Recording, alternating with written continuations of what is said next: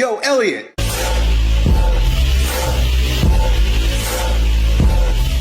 Yo, so today we got a question from a bro who wants to know, yo, Elliot, is a Christian justified through faith or works? Great question, bro, but before we go, you ought to know my name is Elliot Hulse. I'm a strongman strength coach. I've been making men strong here on YouTube since 2007, and you just discovered my wisdom channel.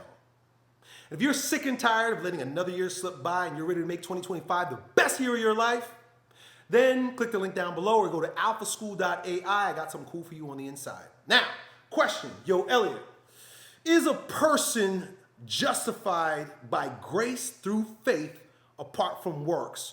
Yes or no? Wouldn't you like if I had a yes or no answer there for you?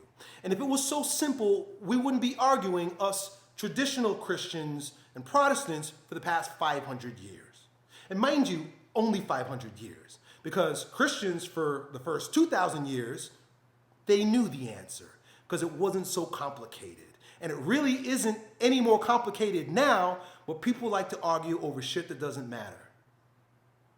Asking that question, are you saved through grace or grace through faith or by your works, is like asking, which is more important, Elliot, spirit or matter? What's more important, your soul or your body? When the truth is, it's one thing. It's one thing. They're not separate from one another. Spirit is the pattern, body is the matter.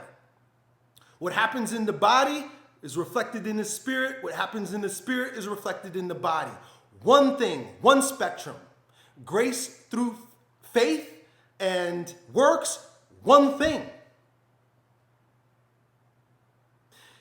If I do something in the spirit of God, it reaches on high.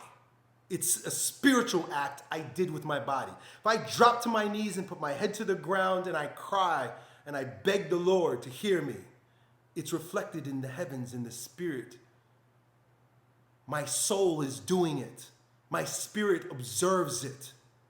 And depending on the depth of the sentiment, gives the truth of that movement. If I devote myself spiritually to a belief, to a meditation, to a concept, something high, something intangible, a complicated theology, it will be manifest in my body. How do you know this is true? You have feelings. Ecstasy, which a lot of saints and mystics experience, or when they're spending time in the spirit, God's grace, faith, but their bodies levitate. Their bodies shake. They can't help but cry when the Lord upon high reaches down into them, into their heart, from spirit to body. Christ is God incarnate. That's why we say as Christians that Christ is God.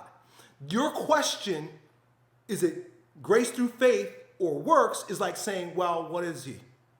Is he God or is he human? It's both.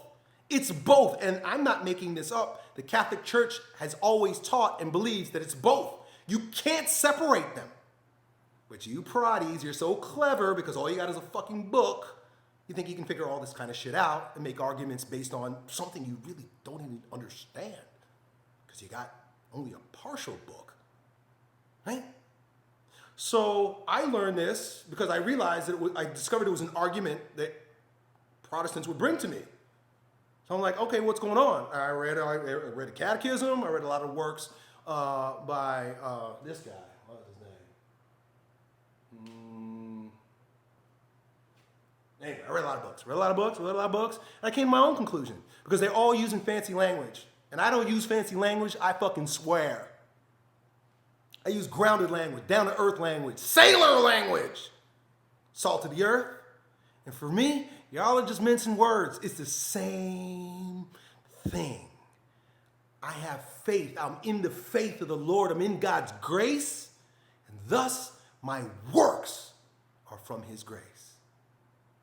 I work with God on my heart, with praying unceasing, and they reach the heavens. One spectrum, one thing. Jesus Christ died